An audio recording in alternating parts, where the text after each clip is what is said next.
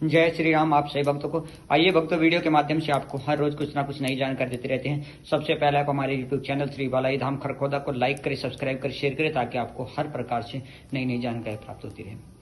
आज जो वीडियो है वो वीडियो आज हम आपको बताते हैं, कुछ भगतजन हमारे पास ऐसी भी आए दरबार में जो उनके पास शक्ति तो है पर वो शक्ति उन्हें दिखती नहीं। वो शक्ति उनसे बात नहीं करती, उन्हें अनुभव तो करा देती है वो, पर वो पूरी तरह से अपनी गद्दी दरबार चलाने में सक्षम नहीं हो पा रहे। उसके पीछे क्या कारण है? और जो भगतजन हमारे पास आए, मैं किसी का नाम तो नहीं लूंगा, उनके गुरु भी बड़े अच्छे थे। ऐसा नहीं है कि गुरु सक्षम नहीं थे, उनके गुरु भी सक्षम थे। उन्हें विद्या प्रदान करने में और सिद्धि प्रदान करने में और सिद्धि प्राप्ति में मदद कर सकते थे और कर रहे थे। उसके बाद भी उन्हें शक्ति खुल नहीं रही थी, दर्शन नहीं दे रही थी, बात नहीं कर रही थी, खेल नहीं रही थी, सिर्फ अनुभव करा रही थी। तो ऐसा क्या कारण था, ये आप बताते हैं।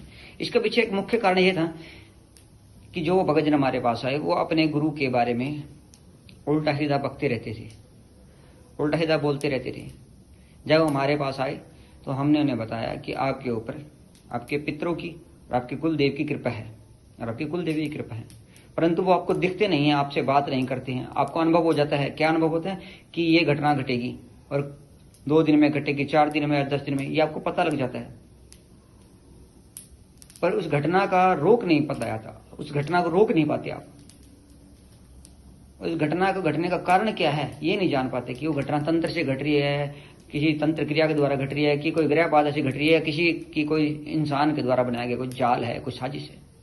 पर आपको पता लगता है, पर आपको भुगतनी पड़ती है। आप उसका सामना नहीं कर पाते और आपसे देव शक्ति बात नहीं करती, आपके शरीर पर खेल नहीं रही है, आपको दर्शन नहीं दे रही है, प्रत्यक्षीकरण नहीं हो रहा है। तो उन्होंने कहा हाँ जी यही हो रहा है, और उन्हें साधना करते हुए पिछले 10 साल बीत गए थे।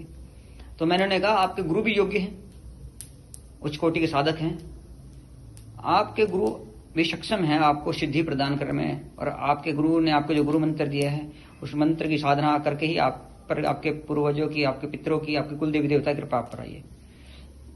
उन्होंने ये भी माना हाँ ये हुआ है हमारे साथ, उन्हीं की कृपा से हुआ है। मैं फिर आपको दिख क्यों नहीं रहा? तो उन्होंने कहा कि बस मुझे ये नहीं समझ आ रहा हमें शक्ति दिखती क्यों नहीं।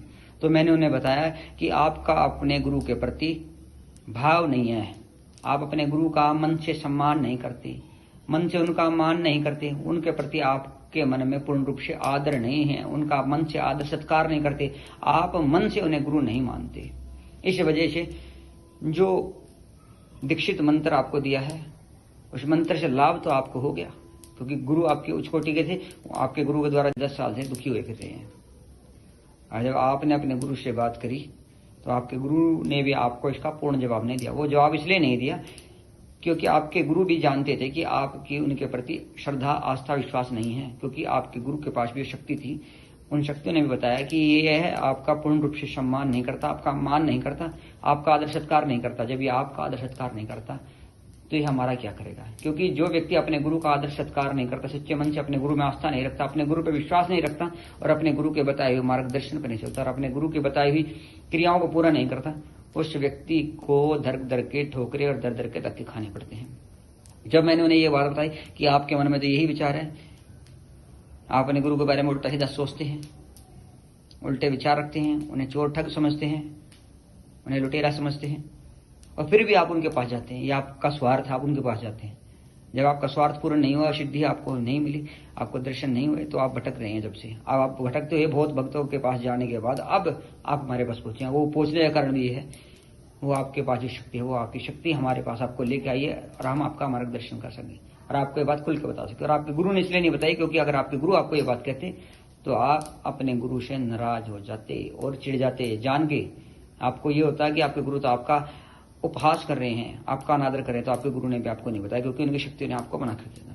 तो जीवन में एक बात याद रखिएगा, जो अपने गुरु का मार्गदर्शन नहीं मानता, अपने गुरु का आदर सत्कार नहीं करता, चाहे वो गुरु का दिया गुरु मंत्र जप ले, चाहे उनके दिया हवन को विधि का पालन कर ले, हवन कर ले अपने घर में अपने गुरु के बताएगा, चाहे वो किसी देवी देवताओं का भोग लगा ले, चाहे तर्पण कर ले, मार्जन कर ले, चाहे दान पुण्य कर ले, उसे वो साधना नहीं फलेगी।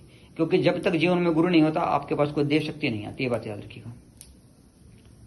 इस संसार में 99% लोग ऐसे हैं जिन पर बिना गुरु के कोई देव शक्ति जब जागी नहीं है। किसी के पिछले जन्म के कोई पुण्य होते हैं, कर्म होते हैं, तो वो शक्ति किसी एक इंसान पर बिना गुरु के जाग जाती है, पर उसे भी गुरु बनाना पड़ता है, क्योंकि गुरु बिना ज्ञान नहीं, गुरु बिना कल्याण नहीं। तो उन व्यक्तियों को मैंने समझाया, जाके अपने गुरु से क्षमा मांगे, उनके चरण स्पर्श करके उनके चरणों में प्रार्थना अर्जी करें और उनसे अपनी गलती की माफी मांग लीजिए। आपकी जो शक्ति है वो 3 महीने के अंदर खुल जाएगी, आपको प्रत्यक्षीकरण देगी, आपसे बात करेगी, आपको मार्गदर्शन करेगी। पर आपको अपने गुरु के शरण में जाना चाहिए। आपके गुरु सत्य पर हैं और आपके गुरु मार्गदर्शन आपका कर सकते हैं। आपकी कमी के कारण ही आपकी शक्तियां आपका साथ छोड़ चुकी हैं।